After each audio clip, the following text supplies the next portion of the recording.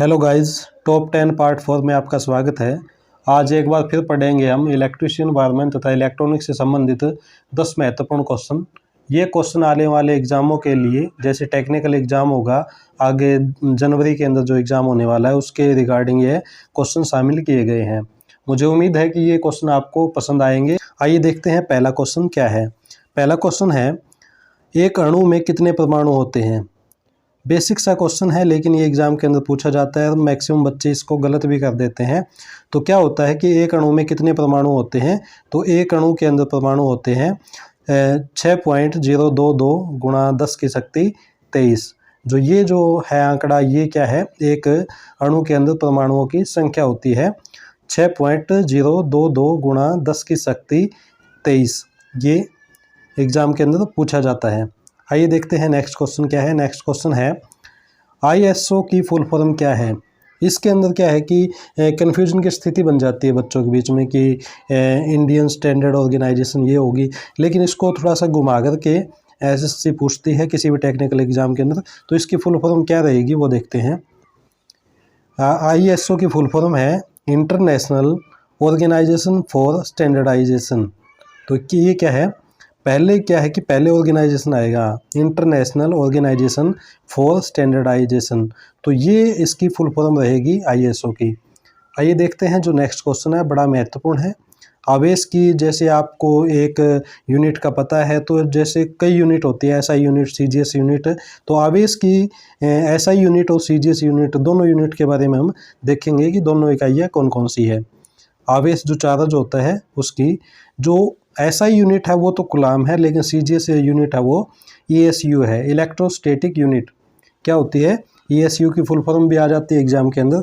Electrostatic unit होती है, CGS इकाई आवेश की होती है, और ये जो कूलाम जो है ये SI यूनिट होती है चार्ज की।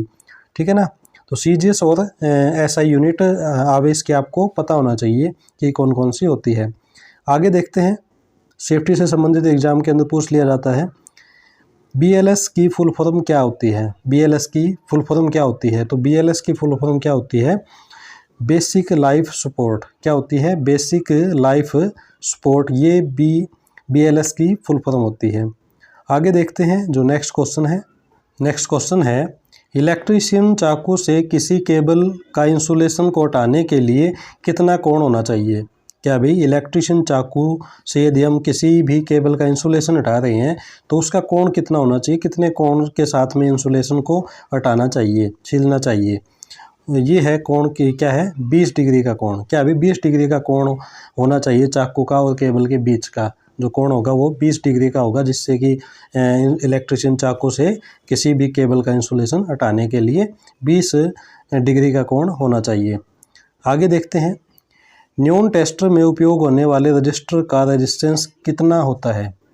क्या भाई, न्यून जो टेस्टर है, जो कि सप्लाई को चेक करने के लिए, फेज को चेक करने के लिए इस्तेमाल किया जाने वाला ये एक औजार होता है, और इससे जो इलेक्ट्रिसिटी जो चेक की जाती है, फेज जो चेक किया जाता है, और इस इलेक्ट्रिशियन का दोस्त भी कहा जाता है। न्यून टेस्टर को इलेक्ट्रिशियन का दोस्त भी कहा जाता है। तो इसके अंदर जो रेजिस्टेंस होता है वो कितने का रेजिस्टेंस होता है, कितना मान होता है वो, तो क्या होता है, 1 मेगा ओम। क्या भाई, 1 मेगा ओम का न्यून टेस्टर के अंदर रेजिस्टेंस होता है। आइए देखते हैं नेक्स्ट क्वेश्चन है, नरम सोल्डर में कौन सा फ्लक्स इस्तेमाल किया जाता है। जो नरम जो सोल्डर है, हार्ड सोल्डर होता है, और एक नरम सोल्डर, सॉफ्ट सोल्डर होता है, और हार्ड सोल्डर जो होता है उसके अंदर क्या है, नरम सोल्डर में कौन सा फ्लक्स इस्तेमाल किया जाता है। नरम सोल्डर में नौशादर, नरम सोल्डर के अंदर नौशादर, और हार्ड सोल्डर के अंदर सुहागा नामक या फिर बोरेक्स जो है उसका इस्तेमाल किया जाता है। आगे भी एग्जाम के अंदर पूछा जाएगा।